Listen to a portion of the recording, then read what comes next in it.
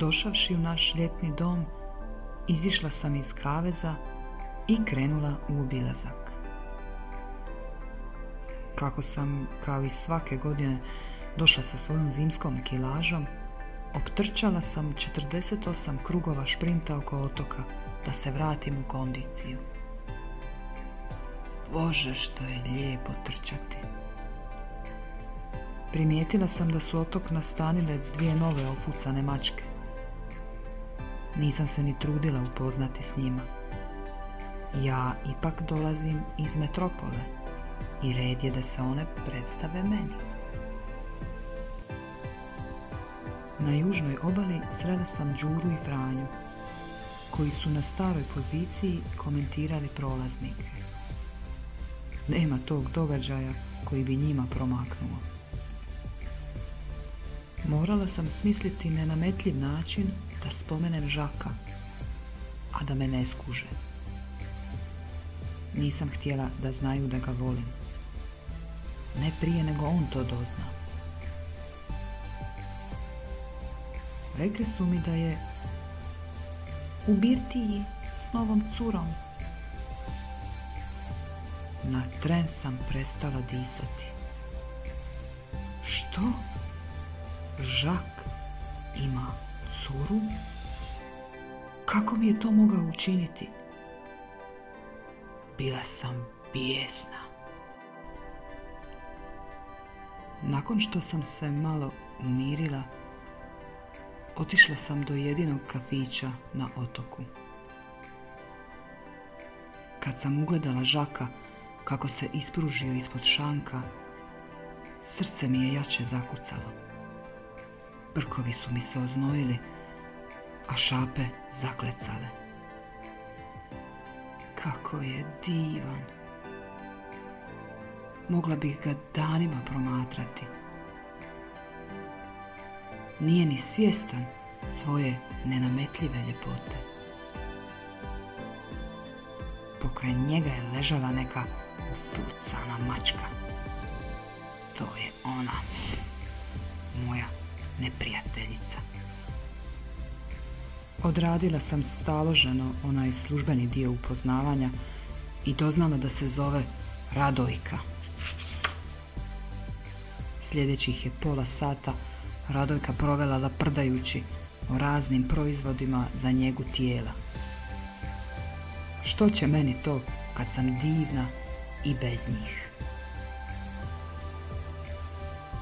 Završila je svoj monolog pričom o svojoj sposobnosti komuniciranja s konjima dok ih gleda u oči. Čista glupost, pomislih. Ne možeš gledati konja u oči kad ima svako oko s druge strane. Nisam ništa rekla jer sam samo htjela da prestane bulazniti. Žak se za vrijeme njezina laprdanja činio hladan i odsutan. Pri pozdravu nagnula sam se prema njemu i šapnula da mi se javi kad bude sam, jer moramo razgovarati. Moram ga dobiti nasamo da provjerim je li naša romansa stvarno umrla.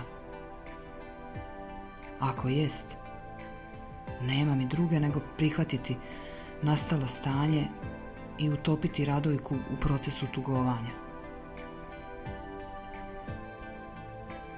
Vratila sam se kući dužim putem, izbjegavajući prolazak pokraj klupice, jer mi se nije dalo objašnjavati zašto sam umorna i uplakana.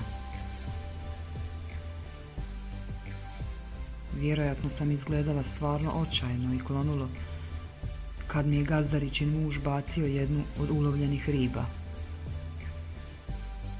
Riba je bila živa i poskakivala je u smjeru kazaljke na satu.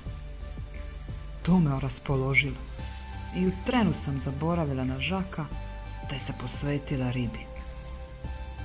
Kakvo veselje! Igračka i hrana u jednom. Kako se nitko toga nije prije sjetio. Kasnije mi je ribica postala dosadna pa sam je pojela. Gazdarica me gledala u čudu i ponavljala. Pa kako možeš? To je sirovo. Nisam ni očekivala da me shvati. Ona je cijeli život štreberica. U toj mjeri da ni USB ne vadi iz računala prije nego stisne Remove Safely. A tko to još radi? Život je prekratak za takve stvari. No, to je ljepota različitosti. Zato je volim koliko je volim.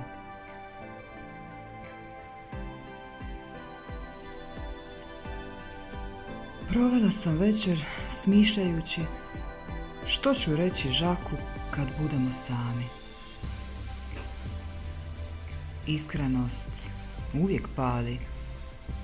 Probat ću s time.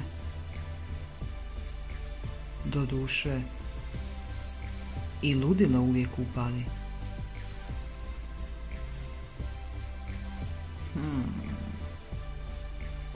Odlučit ću u hodu.